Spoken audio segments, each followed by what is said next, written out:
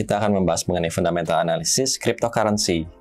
Jadi saya sudah membuat beberapa riset dan kategori juga untuk kalian belajar ya. Otomatis kalian akan mudah untuk pembelajaran fundamental analisisnya di market kripto.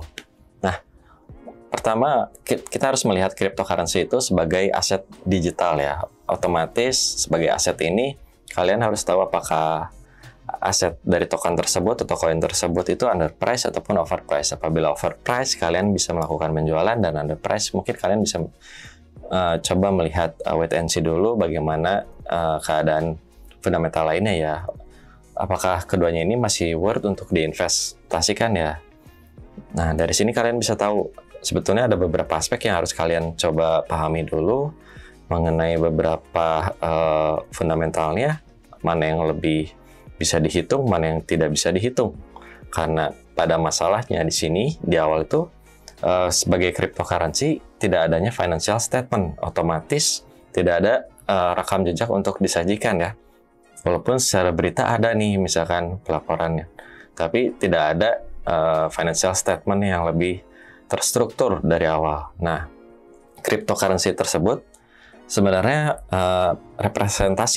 representasi digital dari kekayaan atau aset yang bergantung pada penambang, pengguna, dan juga pengembangnya. Jadi dari sisi developer, user, dan juga minersnya ya. Apabila dari proof of stake-nya itu tentu para staker atau staking kita bisa menyebutnya. Karena tidak adanya financial statement, otomatis kita harus mencari nilai intrinsik dari cryptocurrency ataupun koin tersebut ya. Nah, ketika seorang investor menggunakan analisis fundamental, mereka tahu tuh bahwa ketika harga koin turun di bawah nilai bawaannya, inilah saatnya untuk membeli, dan kebalikannya. Nah, nilai intrinsik ini sebetulnya didapat dari analisa fundamental yang dibagi menjadi 3 kategori. Yang pertama itu ada financial feasibility ya, kelayakannya seperti apa sih? Kelayakan itu bisa dinilai melalui proyek-proyek yang sedang berjalan ya. Seperti apa mereka liquidnya untuk para proposernya, dan juga potensi proyeknya. Proyeknya ini apakah jangka panjang semua ataupun jangka pendek semua gitu kan. Jadi harus ada momentumnya juga ya, kalau semuanya jangka panjang tetapi jangka pendeknya nggak ada. Dan kita para user ataupun para pengembang kan harus melihat mana nih kira-kira first step yang kita bisa masukin, yang arah mana sih kita bisa mulai masuk, kita bisa mulai belajar di situ. Dan kita juga harus mengamati ya blockchain ataupun protokol yang digunakan. Blockchain-nya ini protokolnya apa? Apakah proof of work ataupun proof of stake? Karena keduanya memiliki perbedaan ya. Seperti yang saya sudah pernah beritahu waktu beberapa weekly info yang lalu. Dan kita juga harus melihat fundamentalnya ini apakah kuantitatif atau kualitatif ya. Bisa dihitung atau tidak bisa dihitung ya. Kalian kalau misalkan di universitas tentu sudah pernah diajarkan skripsinya ini apakah kualitatif atau kuantitatif. Nah, dari tolak ukur di situ, kalian juga bisa mulai berangkat nih untuk melakukan pembelajaran kuantitatif yang didasarkan pada data numerik yang diuji kembali untuk melihat apakah dapat mengunguli pasar dari waktu ke waktu ya. Jadi secara historis sebetulnya ini kita melihatnya.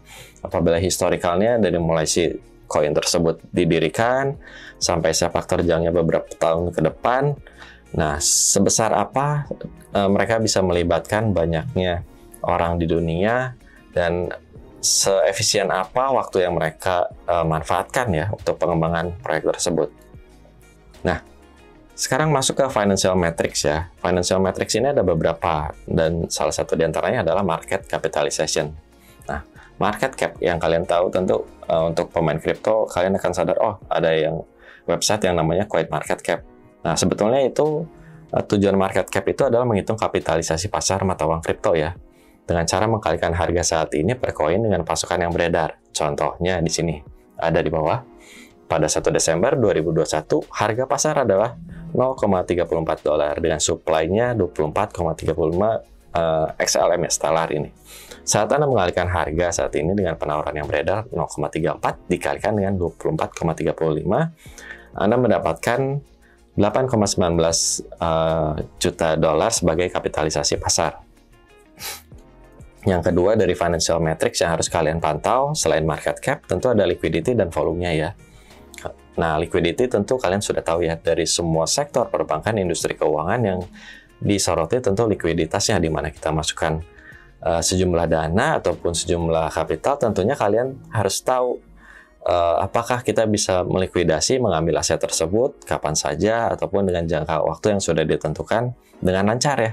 Kalau likuiditas yang nggak lancar, tentu akan ada perihal seperti scam ya yang di luaran marak terjadi beberapa waktu yang lalu.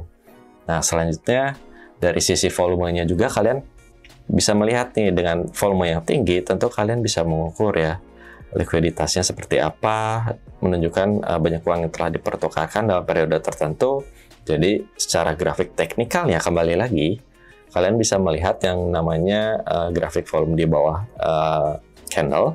Kalian bisa lihat yang warna hijau, merah. Nah, hijau itu pembelian dan merah itu biasa banyak orang yang menjual. Dengan perbandingan itu, kalian bisa tahu momentumnya seperti orang sedang berdagang di pasar ya. Yang ketiga ada supply, financial metric yang ketiga. Nah, metrik ini yang harus diperhatikan pedagang secara khusus adalah mekanisme pasokannya.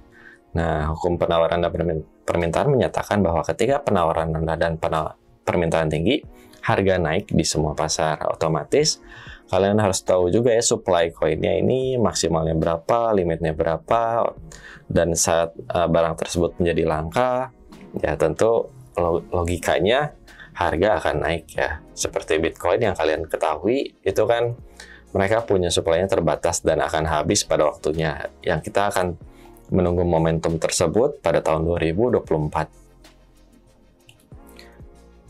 Nah, selanjutnya selain financial metric tadi yang udah saya bahas, sekarang masuk ke project metric. Project ini didasarkan pada metode kualitatif ya. Kalau yang tadi kalian bisa lihat secara finance ya. Sekarang ini secara project. Jadi orang-orang project management ataupun yang lainnya, kalian bisa mulai menyoroti satu SOP yang sebetulnya sudah sangat spesifik ya, seperti melihat white paper-nya dulu seperti apa, lalu melihat kinerja timnya seperti apa, core timnya seperti apa, dan di belahan dunia yang lainnya mereka bekerjanya apakah memiliki standar yang sama, apakah mereka berkompetisi satu sama lain gitu kan, dengan token-token di luar jaringan mereka gitu. Jadi harus dilihat dari sisi developernya. Otomatis kita di sini berbeda nih gaulnya teman-teman. Yang satu kita bergaul dengan sisi trader, user, mungkin dengan partner-partner media, dan di sisi pengembangannya ini kita banyak bergaul dengan orang-orang IT-nya. Kita bisa tahu sepak terjangnya itu sebetulnya manfaatnya sampai mana yang bisa dimaksimalkan pada sebuah project ya. Nah, project metric ini yang pertama ada white paper ya, yang isinya itu sebetulnya yang harus kalian soroti selalu ada objektifnya. Apakah objektifnya jelas atau tidak ya. Dan mereka menyediakan detail-detail yang sangat terbuka ya. Terbuka karena transparansi sangat ditekankan dalam dunia blockchain. Dan juga target demografisnya nih. Demografiknya ini apakah untuk sektornya ternyata tidak tepat nih, atau ada penyimpangan dengan keterbukaan dari jaringan IT mereka dengan objektifnya, ternyata segmentasi si demografiknya ini nggak sesuai, mungkin buat anak kecil atau nggak terlalu tua atau gimana kan. Nah, dan selanjutnya masuk ke roadmap. Kalian tahu ya, dari sebuah perusahaan pun kadang memiliki roadmap. Kita mau kemana sih dalam beberapa tahun ke depan, kita mau kemana sih dalam 4 kuartal ini gitu kan. Karena kita sudah tahu dalam 4 kuartal ini harus ada apa aja, otomatis kita tahu nih budgeting dari si token ataupun koin ini sudah tahu mau kemana gitu kan, akan mengalirnya kemana saja. Proyek-proyek yang diturunkan kepada semua komunitas tuh sudah tahu akan kemana gitu ya. Nah, lalu ada tokenomics-nya yang beberapa waktu lalu saya pernah bahas. Yang terakhir ada distribution scheme-nya ya. Distribution scheme-nya ini kita lebih melihat aliran dana yang misalkan funding gitu kan. Terus distribution scheme-nya ini ternyata dia lebih mengutamakan produk life cycle-nya yang lebih pendek seperti NFT, atau mungkin dia memang hanya memancing para whale ya, ikan-ikan paus gitu kan, untuk melakukan transaksi di tokennya. Nah, project metric yang selanjutnya selain white paper, jadi kalian bisa menemukan white paper tuh biasanya di website dari setiap token ya, ataupun coin official dari masing-masing proyek mereka. Nah, selanjutnya tim. Masuk ke tim ini, kalian harus tahu nih, mereka ini orang-orangnya benar ada nggak, eksis nggak gitu. Jangan sampai ini seperti penny stock gitu kan yang pernah terjadi. Nah, kalian harus tahu apa latar belakang mereka seperti apa di media sosial, dan platform penyelenggara mereka apakah terbuka di umum, terutama di Indonesia ya, harus perhatikan bahwa yang sudah terbuka source mereka di Indonesia tentu itu sudah bisa kalian pakai ya. Kalau yang masih tertutup tentu ada tanda-tanda ya, peringatan, hati-hati ataupun yang sebagainya. Nah, lalu yang ketiga, selain ada financial metric, ada project metric, yang ketiga ada blockchain metrics-nya. Ya, dari sisi blockchain metrics-nya ini sebetulnya kalian bisa menemukannya di Coinmetrics, mungkin di Binance Research, di CoinMarketCap atau di tempat yang lainnya ya. Tapi untuk Thrift tentu kalian stay tune di Thrift Market juga ya. Lalu ada 3 elemen paling penting untuk dipertimbangkan ketika menganalisis cryptocurrency. Seperti tingkat hash rate yang kita seringkali publish ya untuk annual research-nya. Tingkat hash rate, lalu alamat active address dari exchange ataupun retail, dan nilai transaksi serta biaya ya. Value transaction-nya seperti apa, dan kalian bisa menghitungnya misalkan dengan cara asumsi ya di sini ya, volume transaksi harian untuk Cardano adalah $20.000 dengan setiap transaksi bernilai $100. Nah, karena nilai transaksi menunjukkan berapa banyak uang yang telah dipertukarkan dalam periode tertentu, ini menandakan bahwa pada hari itu tercatat ada 200 transaksi. Jadi tinggal dibagi aja $20.000 untuk volume transaksinya dengan setiap transaksinya itu nilainya berapa gitu. Nah, kalian bisa dapat hasilnya di situ untuk nilai transaksi yang sebenarnya. Oke. Nah, ini masuk kesimpulannya sebetulnya dibagi dua ya. Intinya itu analisa fundamental berpegang pada 2 hal, kuantitatif dan kualitatif. Di mana yang kuantitatif itu tadi kalian bisa lihat mulai dari market cap, kalian bisa cek di website, liquidity dan volume kalian bisa cek di Thrift Market juga. Supply mechanism kalian bisa langsung fokus ke token tersebut ya. Lihat limitnya berapa, detailnya berapa. Nah, untuk hash rate, active address, transaction values, dan fees-nya ini kalian bisa lihat langsung dari sumber-sumber terpercaya seperti misalkan Glassnode ataupun lainnya. Nah, perkembangannya mereka selalu update ya. Jadi peningkatan jumlah pengguna dan nanti hash rate-nya itu bertambah atau seperti apa, mekanismenya, flow-nya seperti apa, apakah itu menguntungkan. Nah, masuk ke yang kualitatif. Mungkin teman-teman akan lebih sangat mudah untuk memahami di kualitatif ya. Tinggal baca white paper-nya. Bayangkan sebuah perusahaan ataupun startup menjalankan sebuah proyek, apakah white paper-nya jelas? Oke, kalau udah jelas kita mungkin bisa ikut andil dengan full power juga ya. Setelah white paper-nya, timnya seperti apa? Apakah cukup kondusif, iklimnya? Mungkin kita nggak pernah tahu gimana kinerja mereka, karena mereka pun punya sistem kerjanya kan DAO ya. Decentralized Autonomous Organization, di mana mereka tidak punya hierarki atas dan bawah. Mereka setara dan mereka berkumpul atas kepentingan bersama, kepentingan ini, dan mereka menyatukannya menjadi sebuah solusi yang untuk keuntungan bersama ya. Otomatis kalian bisa melihat dari pintu depan nih.